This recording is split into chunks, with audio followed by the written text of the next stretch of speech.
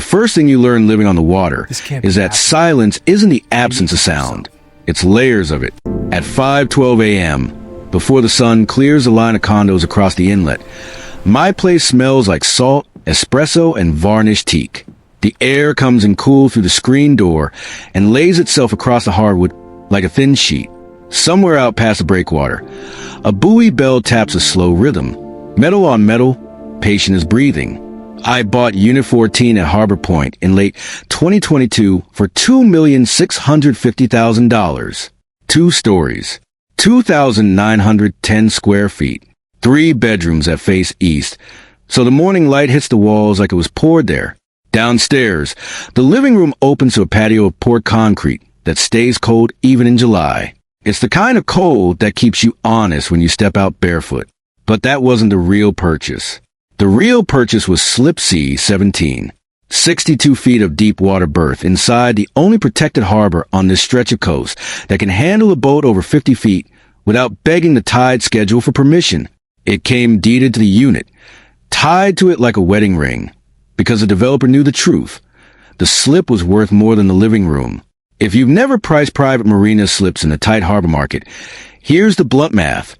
See, 17 alone had an appraisal value of $1.2 million. Not because it was luxury, because it was scarce, protected, and positioned on an end tie where prevailing wind doesn't turn docking into a public humiliation. My boat, a 54-foot Sea Ray that I bought used for $610,000, sat there like it belonged, because it did.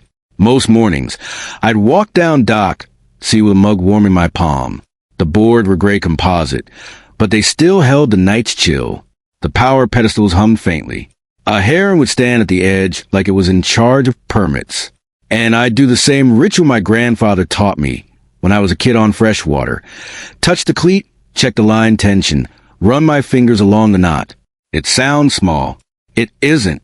My grandfather cleared 47 acres of hill country in 1961 with chainsaw and a stubborn streak, and he taught me that land or water or anything you can lose requires attention even when nothing is wrong. That was the piece of it. Work during the day, dinner on the patio, the harbor lights blinking slow and steady, like the world had finally agreed to behave. And I remember thinking, maybe 2 weeks before everything turned, how strange it was that I'd gone this long without meeting the HOA president in person. I'd seen her name at the bottom of emails. I'd watched her signature on newsletters about holiday wreath guidelines and trashcan lit etiquette. But there's a difference between a name and a presence. You can feel a presence before you know what it wants. That morning, as I stepped onto Dock C, I noticed something new on the pedestal beside my slip. A laminated tag, zip-tied tight, bright orange, and my slip number, C17, was crossed out in black marker, rewritten underneath in tidy, angry handwriting. Reserved board use.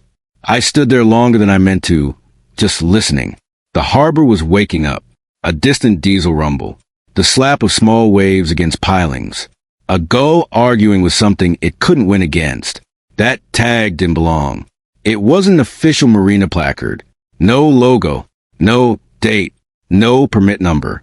Just the kind of office supply store authority people use when they've decided reality is negotiable.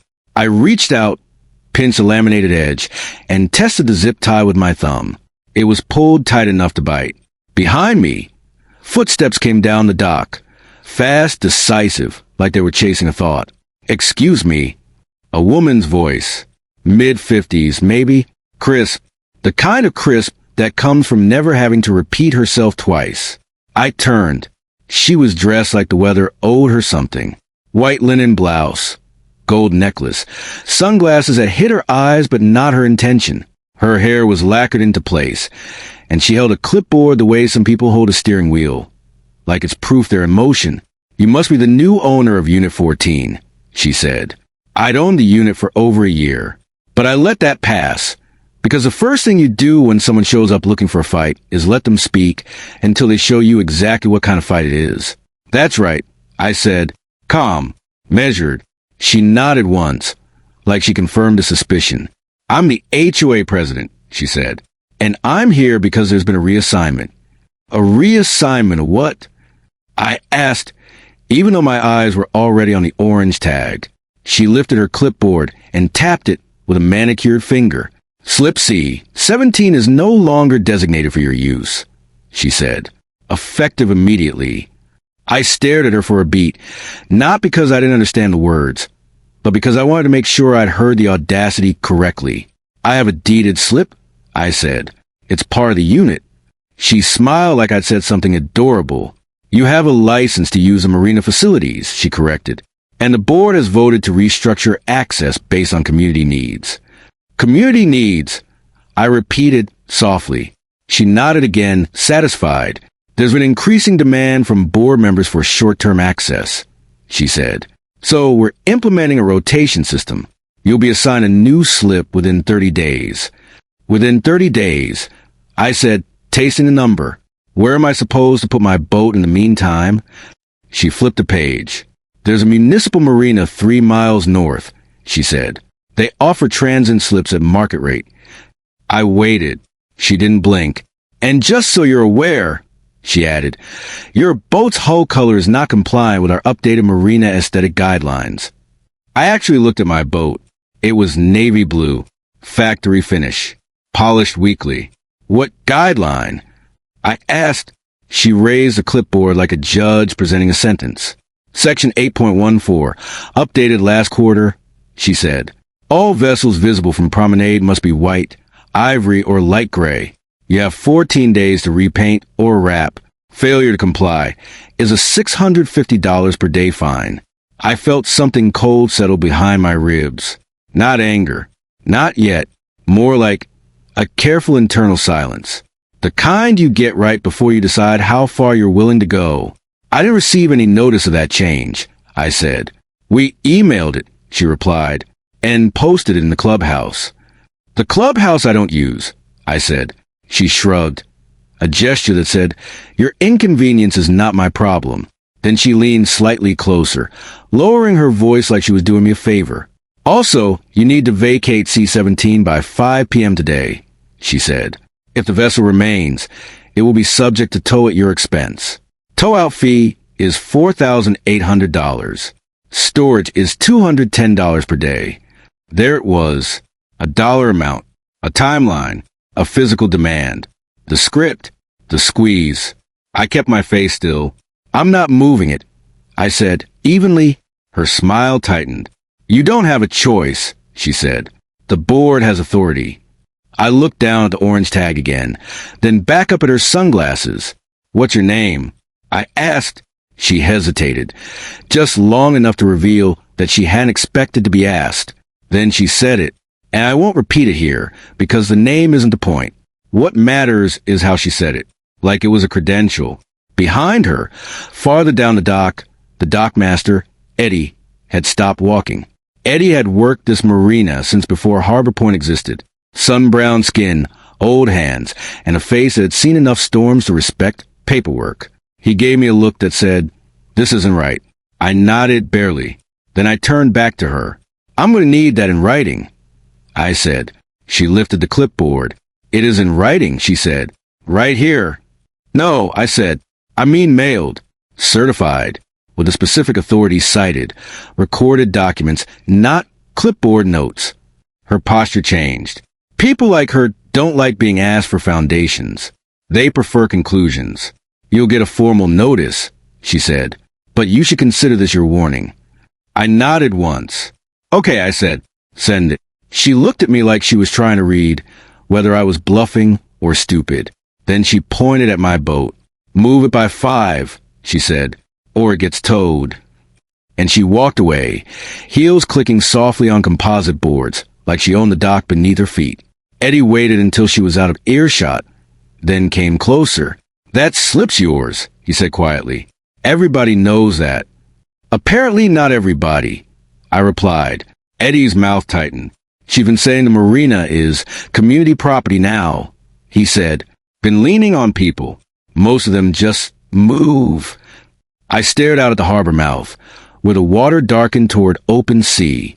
I could have responded immediately, but I had a better idea. Didn't move the boat. Not at 5.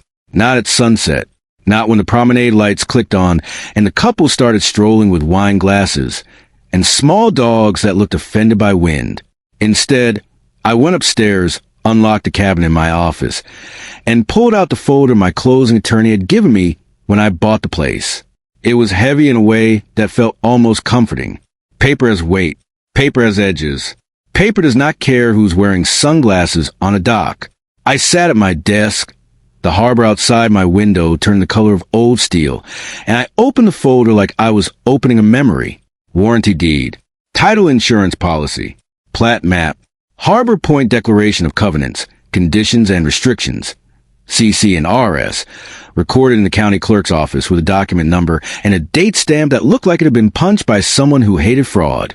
And there it was, exactly where I remembered it. Limited common element. Doc Slip C-17, appurtenant to Unit 14.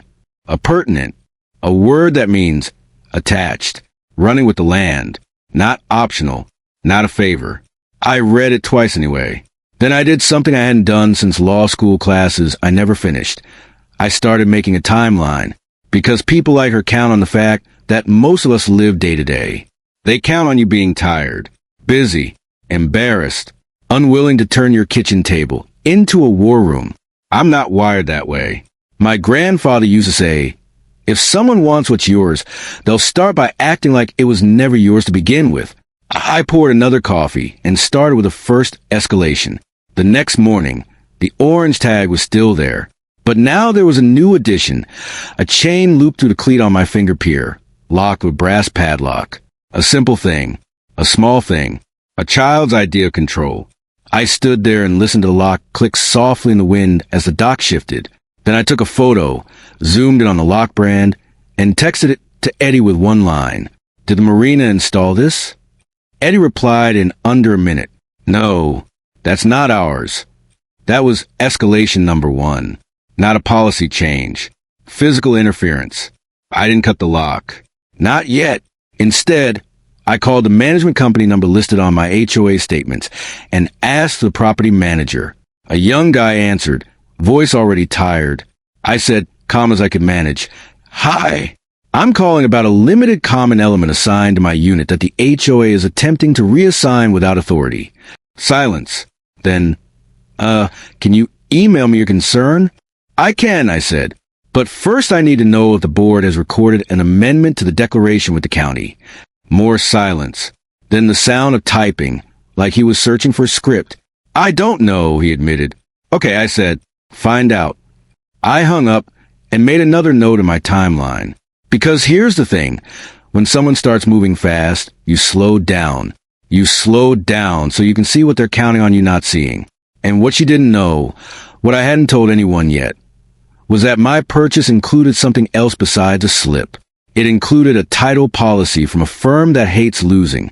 2 days later, escalation number 2 arrived wearing a reflective vest. I was coming back from the grocery store, bags in hand, when I saw him standing at the end of the dock, with a tow company clipboard. He looked uncomfortable, like he'd been hired to do something he didn't fully believe in. He held up a paper. Is this your vessel? He asked. I set the bags down carefully on the dock bench. The wood was sun-warmed. My palms left faint sweat marks. Yes, I said. He nodded. I've got an authorization to tow it, he said. From the property owner. I held out my hand. Let me see that, I said. He hesitated, then handed it over. It was a 1-page tow authorization. Not on Marina letterhead. Not on municipal forms. It was signed by the HOA President and stamped with a cheap self-inking stamp that said, Harbor Point HOA Board. Property owner. I looked at him. This dock is not HOA common property, I said. This is a deeded limited common element assigned to my unit. You tow it, you're stealing it. He swallowed. I'm just doing my job, he said. Then do it carefully, I replied, because I'm going to ask you in a courtroom who hired you and what documents you relied on. He blinked. I watched his eyes shift, left, right, calculating. Then he folded the paper back. Slower now. I'll call a dispatch, he said. Good, I replied. He walked away, and I felt something small and dry bloom in my chest. Not triumph. More like confirmation. They weren't confident. Confident people don't send tow trucks with homemade authorization forms. That night, I received the first official email from the HOA president. It was written in that icy, overly formal tone people use when they want their intimidation to look like administration. It said I had violated updated Marina rules, that I was refusing a lawful reassignment, and that fines would begin accruing at $650 per day for non-compliant hull color, plus $500 per day for unauthorized slip usage. Unauthorized. On my deeded slip, I forwarded it to my title insurance contact and my real estate attorney with one sentence. Please advise. They've escalated to attempted towing. My attorney replied the next morning with 3 words that made my pulse slow down. Do not engage. Then another email came in. Then another, each one ratcheting up. Escalation number 3 arrived as a certified letter. It came on a Thursday. The mail carrier slid it into my box like it was something heavy. I signed for it, brought it inside, and set it on the kitchen counter. I didn't open it right away. Instead, I washed my hands slowly, feeling the warm water, listening to it hit the stainless steel basin. I dried them with a towel that smelled faintly of lemon detergent. Then I opened the envelope. The fine notice was printed on thick paper, like texture could substitute for legality. Total amount due, $127,000. Due in 14 days. They'd broken it down into categories. $9,100. Immediate reassignment refusal. $35,750. Non-compliant vessel appearance. $70,000. Unauthorized use aboard designated Marina asset. $12,150. Administrative processing and enforcement fees. At the bottom, in bold, was the real threat. Failure to remit payment will result in lien proceedings against Unit 14 and enforcement action up to and including foreclosure. I sat down at the kitchen table and read it again, then again, not because I needed to understand, but because I wanted to feel exactly what they were trying to make me feel. Pressure, urgency, isolation. 14 days is designed to make you make mistakes. And for a moment, just a moment, I let myself imagine the worst. The HOA filing a lien, the bank calling me, neighbors whispering, my boat towed somewhere I couldn't access. A legal mess that dragged for months. That was a false setback. That was the moment she would have celebrated. Picture me at my table, sweating, typing out a check. And what she didn't know, what I still hadn't told anyone yet, was that the certified letter wasn't a weapon. It was a confession. Because in the fine notice, they cited authority. They always do, eventually, because intimidation without a citation feels weak even to the intimidator. They referenced Harbor Point Marina Addendum, Exhibit F. Exhibit F. I had my declaration. I had my closing packet. But I didn't have an Exhibit F labeled Marina Addendum, which meant one of 2 things. Either it existed, and I hadn't been given it, or it didn't exist the way they claimed it did. I called my attorney. He didn't answer, so I left a voicemail. Then I did what calm people do when they're about to become very difficult. I went to the county clerk's online records portal. I searched Harbor Point Declaration by document number. I pulled every recorded amendment, every exhibit, every addendum, and at 11:43 p.m., with the harbor outside black and still, I found it. Exhibit F wasn't a Marina addendum. It was a lease. A long-term ground lease agreement, recorded separately, between Harbor Point Master Association and an entity I'd never heard of, Seawall Holdings, LLC. I stared at the name until my eyes went slightly unfocused. Then I clicked deeper. Seawall Holdings didn't sound like an HOA. It sounded like an owner. I pulled up the Secretary of State business search. Seawall Holdings, LLC, registered agent, mailing address, formation date. And there it was. The formation date was 3 months before the developer turned the community over to the HOA, meaning the developer had carved the harbor out, meaning the HOA had been acting like it controlled something it was only leasing. My coffee had gone cold on the desk. I drank it anyway, because what she didn't know, what I hadn't told anyone yet, was that in most states, when you interfere with someone's deeded property right, and you do it knowingly, the consequences stop being HOA drama and start being civil liability with personal exposure. But that wasn't the critical piece. Not yet. The critical piece arrived the next morning when Eddie called me, voice low. "Hey," he said, "you need to come down here."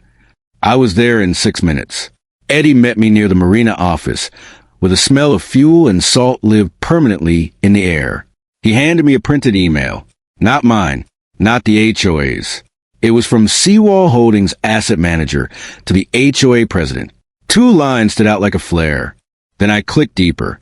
Seawall Holdings didn't sound like an HOA. It sounded like an owner. I pulled up the Secretary of State business search. Seawall Holdings, LLC, registered agent, mailing address, formation date. And there it was. The formation date was 3 months before the developer turned the community over to the HOA, meaning the developer had carved the harbor out, meaning the HOA had been acting like it controlled something it was only leasing. My coffee had gone cold on the desk. I drank it anyway, because what she didn't know, what I hadn't told anyone yet, was that in most states, when you interfere with someone's deeded property right, and you do it knowingly, the consequences stop being HOA drama and start being civil liability with personal exposure. But that wasn't the critical piece. Not yet. The critical piece arrived the next morning when Eddie called me, voice low. "Hey," he said, "you need to come down here." I was there in 6 minutes. Eddie met me near the Marina office, where the smell of fuel and salt lived permanently in the air. He handed me a printed email. Not mine, not the HOA's. It was from Seawall Holdings asset manager to the HOA president. 2 lines stood out like a flare. Per our agreement, the HOA has no authority to reassign deeded slips. And any attempt to tow or lock out an owner will be treated as trespass and conversion. Eddie looked at me like he wasn't sure if he should be smiling. "She forwarded it to the wrong printer," he said. I stared at the paper. My pulse didn't spike. It steadied, because now it wasn't just my deed. It was the harbor owner telling her she was out of her depth. And what she didn't know, what she couldn't have known, was that Seawall Holdings wasn't just an owner. It was a company with debt. And debt creates opportunities for people who move quietly. I went home, sat back down at my desk, and called a number I hadn't called in years. A private banker. Someone who doesn't ask why when you say you need a wire ready on standby. When he answered, I said one sentence. "I need to know who holds a note on Seawall Holdings Marina leasehold." There was a pause. Then, "Give me an hour." That hour felt like the calm before a storm that everyone else was already dancing in. Outside, the HOA president was probably sending emails, feeling powerful, picturing me cornered by a 14-day deadline. Inside, I polished the brass compass my grandfather left me, the one that sat on my bookshelf as decoration until that moment. The metal was cool and smooth under my thumb. It reminded me of something simple. You don't win by yelling. You win by knowing where north is. At 2:18 p.m., my banker called back. His voice had changed. Not excited. Alert. "The note is held by Coastal Bay Credit Union," he said, "and it's in default. 63 days. I leaned back in my chair. Default means leverage.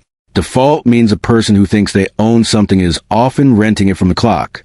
Can it be purchased? I asked. A pause. "Yes," he said, "if you can move fast." I looked out the window at the harbor, sunlight glinting off water that didn't care about board votes. Then I said quietly, "Good." And in my timeline, I wrote the sentence that flipped everything. Critical info discovered. Harbor not owned by HOA. Note in default. By the note. The HOA called an emergency board meeting for Monday at 6 p.m. They framed it as a marina compliance hearing. They wanted an audience. They wanted me in front of my neighbors, positioned as a problem.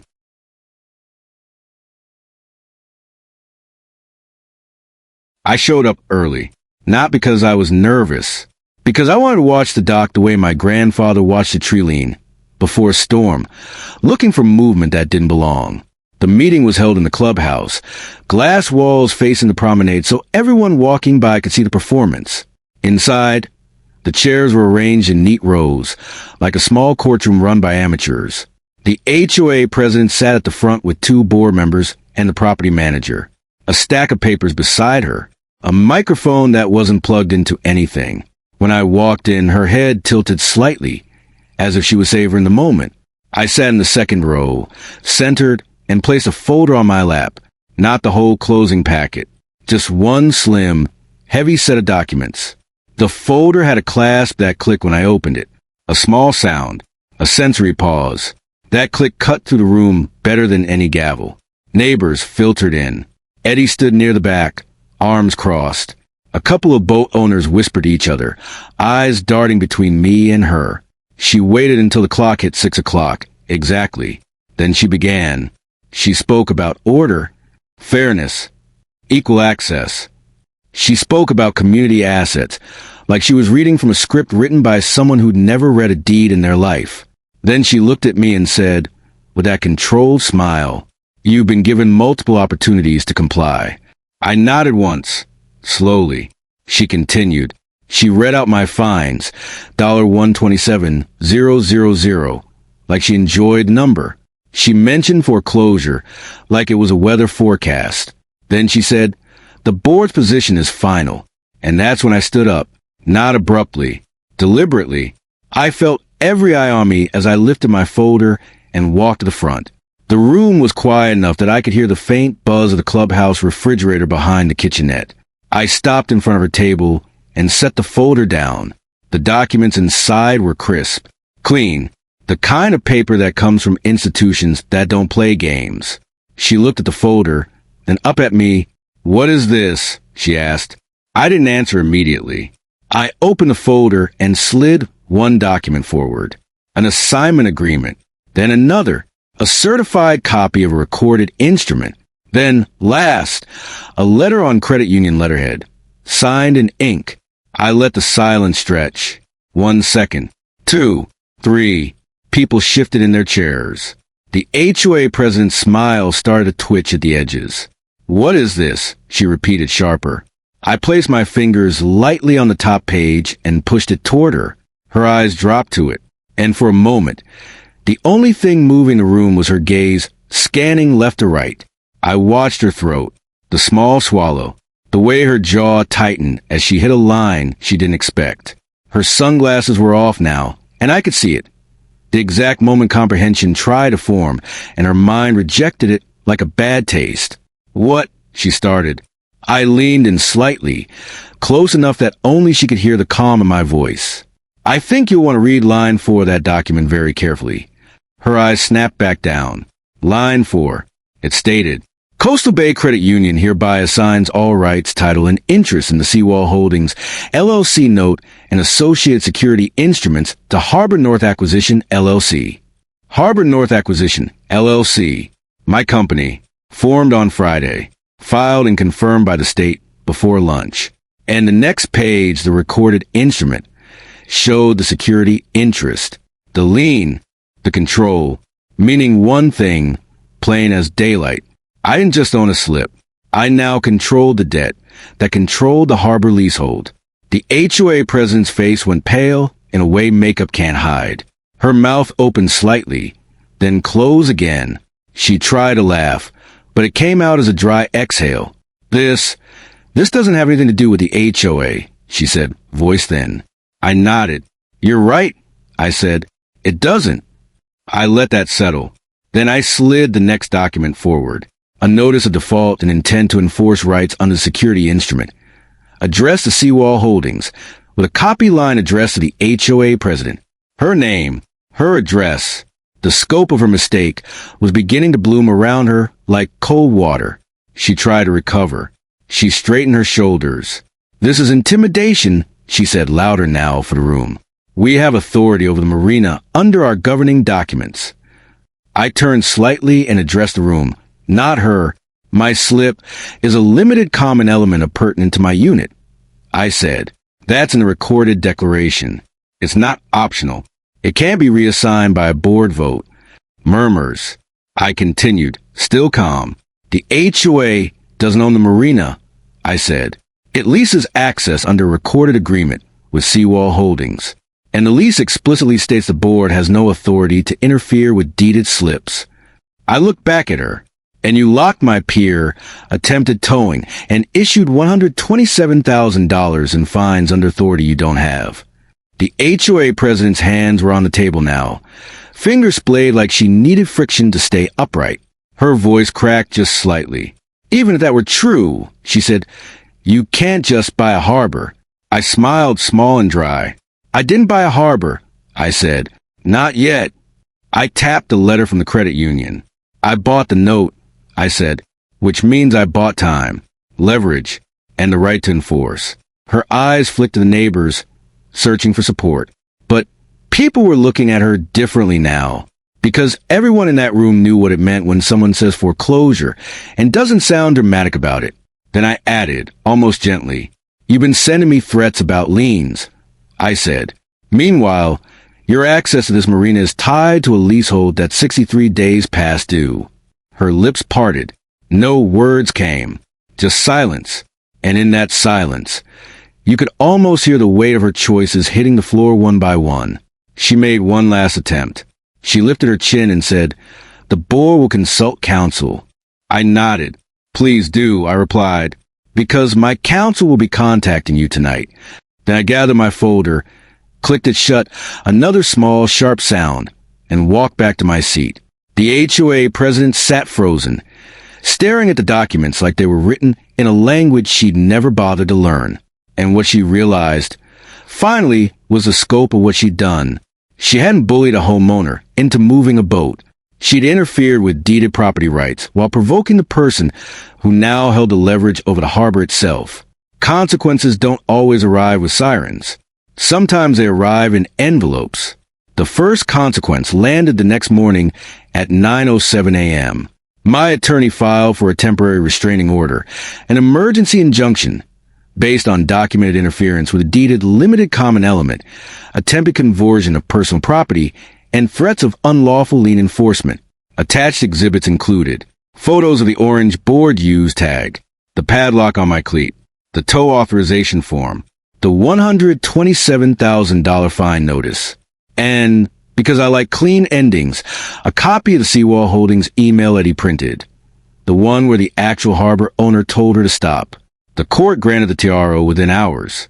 By 3:30 p.m., the HOA was legally prohibited from touching my slip, my boat, or any access to Dock C. They were also prohibited from issuing further fines related to my boat. And here's the part people don't understand until it happens. A TRO isn't just a pause.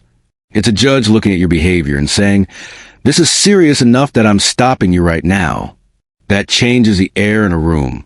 The second consequence came 2 days later, and it came with money.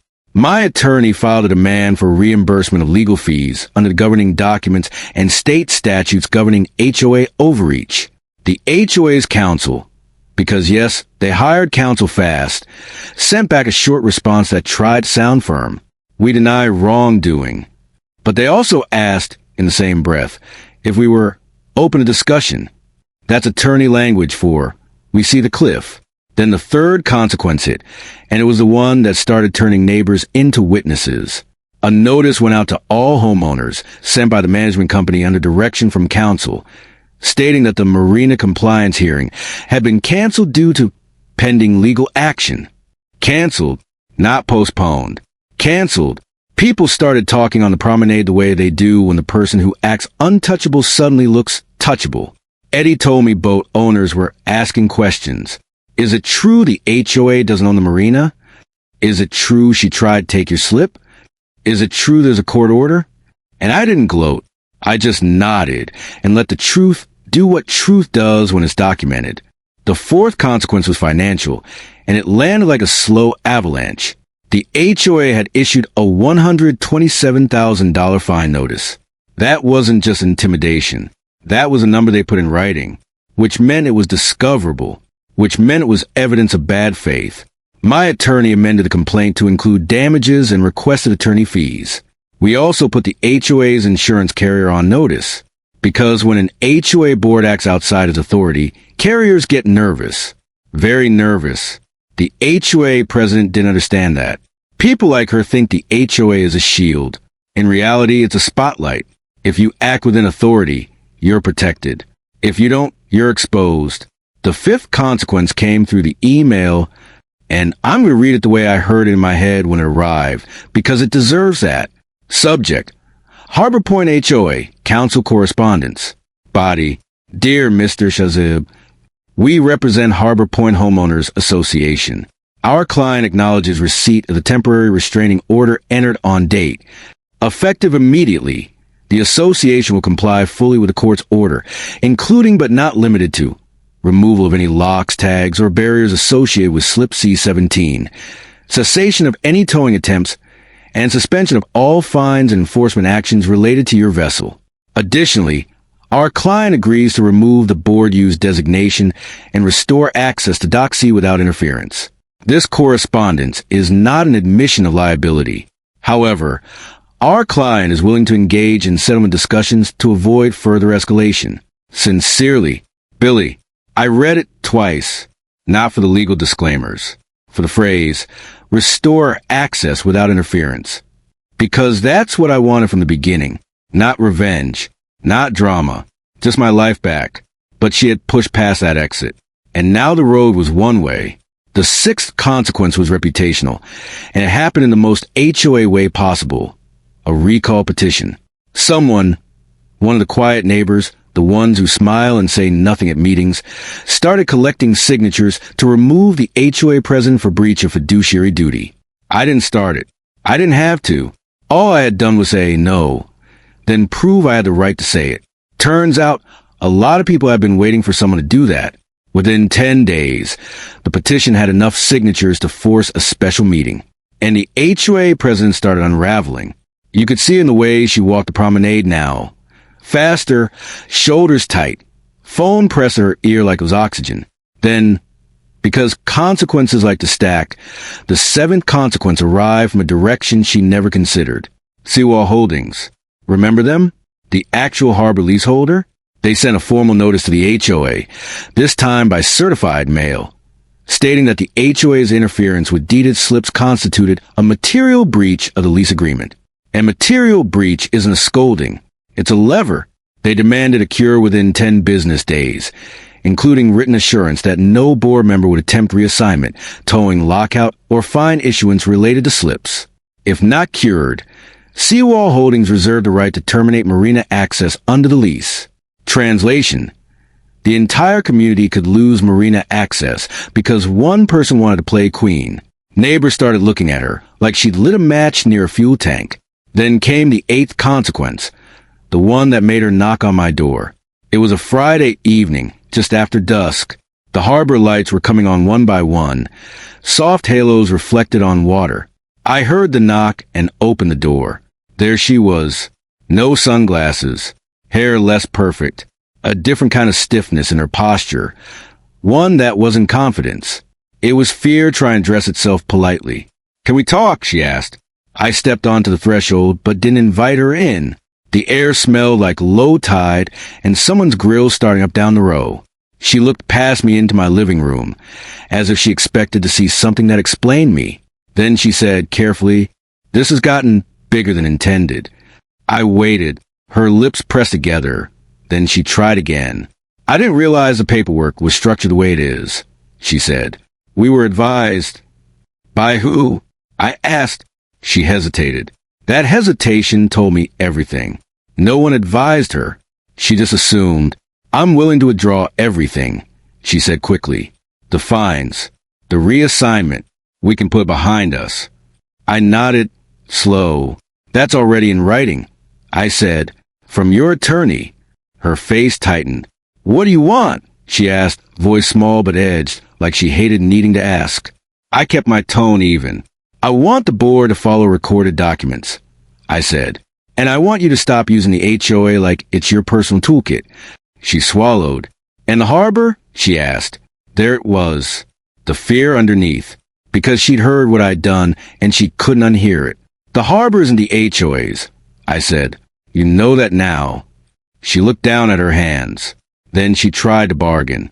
"If you release the note," she said, maybe the HOA can purchase it from you, at cost, plus a reasonable premium." I almost smiled. Dry humor, small victory. She thought this was about money. It wasn't. It was about control. And control, once lost, is hard to buy back. No, I said. Just one word. Not loud. Not angry. Final. Her eyes lifted, glossy with frustration. You're going to destroy the community, she said, and there it was. The classic move.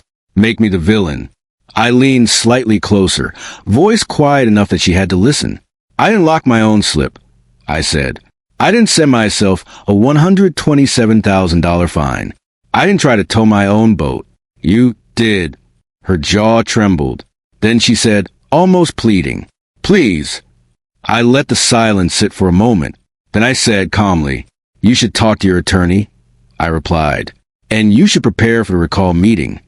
I stepped back and closed the door gently. No slam, just a soft latch click, because I didn't need noise to make the point.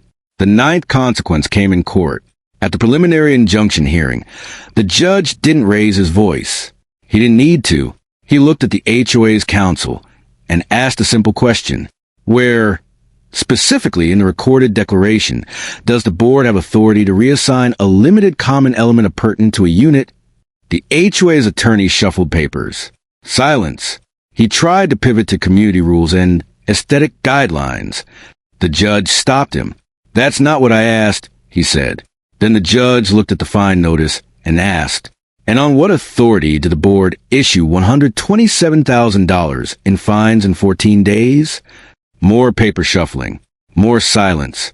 The judge granted the preliminary injunction, meaning this wasn't a temporary pause anymore. This was the court saying, you are not allowed to do this, and you will not be allowed to do it while this case proceeds. And then the judge did something else. He ordered the HOA to preserve all communications, emails, texts, meeting notes, related to Marina enforcement and my slip. Preservation order. Discovery. That's when people start sweating. Because discovery doesn't care about public smiles. Discovery finds the private messages. The 10th consequence landed at the recall meeting. The clubhouse was packed. Standing room only. People who never came to HOA meetings were there, arms crossed, faces set. Eddie stood near the back like a quiet statue. The HOA president tried to open with procedure, but the room didn't want procedure. It wanted accountability. One neighbor stood and said, did you try to take his deeded slip so your son could use it? The HOA president's face flashed red. That's a lie, she snapped. Another neighbor stood. Then why did you issue a board use tag? She asked.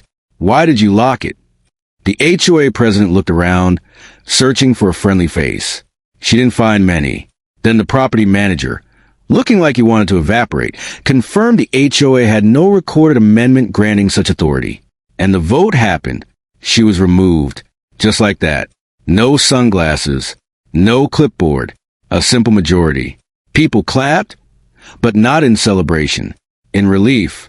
The 11th consequence was personal exposure. Once she was removed, the HOA's counsel did what counsel always does when a client becomes radioactive. They tried to isolate liability. They approached my attorney with a settlement proposal. The HOA would pay $48,600 in my legal fees to date. They would formally retract all fines. They would issue a written apology to the community acknowledging lack of authority. And, most importantly, they would pursue reimbursement from the former president personally for any damages caused by her unauthorized actions. Meaning, she wasn't just losing her position. She was about to receive the bill for her performance. The 12th consequence was the final one. The irreversible one. Because while all this was happening in HOA land, meetings, petitions, emails, my side of the chessboard had been moving quietly. Remember the note I bought? The default clock kept ticking. Seawall Holdings couldn't cure her fast enough. And because I now held the note, I had options. I could restructure. I could foreclose. Or I could offer a clean exit that protected the harbor and removed the HOA's illusion of control. So I did what I planned from the moment I saw that orange tag. Minutes after the recall meeting ended. While people were still standing in the parking lot, talking in clusters, processing what they'd just done, I sat in my car and made one call to Seawall Holdings asset manager. I'm prepared to close, I said. By the time the former HOA president got home, there was already an executed agreement in motion. Not a threat, not a bluff, a closing timeline. Within 3 weeks, Harbor North Acquisition, my company, completed the transaction structure that converted leverage into ownership. I didn't buy a slip back. I didn't win an argument. I bought the harbor operations and leasehold rights outright through enforcement and negotiated transfer. And with that came something the HOA president never understood. If you want to control a dock, you don't print a tag. You own the paper beneath it. The final, irreversible consequence landed as a recorded document in the county clerk's office. A new instrument, new ownership, new reality. And once it's recorded, it doesn't matter how loud someone gets at a meeting, because the county recorder doesn't care about volume. It cares about signatures. The next morning, I went back down a dock to see the way I always had. Same time, same mug of coffee warm in my hand. The board still held the night's chill. The air still smelled like salt and engine grease and sun-warmed rope. But something felt different. Not triumphant, not smug, just settled. The orange tag was gone. The padlock was gone. The cleat was bare metal again, exactly where my hand expected it to be. I stepped onto my finger pier and touched the line, checking tension out of habit. The knot held, somewhere out in the harbor mouth. The buoy bell rang again, steady and patient, and I thought about that first morning, the peace before the violation, and how fragile peace is when people mistake politeness for weakness. This place, this water, this slip, it isn't just a nice asset. It's the closest thing I have to the land my grandfather cleared in 1961. It's where I go when I need my thoughts to stop running. It's where I remember who I am when other people try to rename me non-compliant. I learned something through all of it. Not a slogan, not a lecture, just an observation. Most bullies don't stop because you ask them to. They stop when the paperwork proves they can't. I took one more slow breath, tasting salt on the air, and looked down the dock. People were already walking the promenade, coffee cups in hand, pretending nothing had happened. That's how communities heal. Quietly. But I still wonder sometimes, if I'd cut that first lock, if I'd yelled, if I'd moved my boat to keep the peace, how much more it would have taken before I finally drew the line. So I'll ask you what I asked myself. What would you have done differently? Let me know below. And if you think this harbor story ended with one HOA president losing a vote, just wait until you hear what happened when the next board tried to negotiate Marina access like it was still theirs.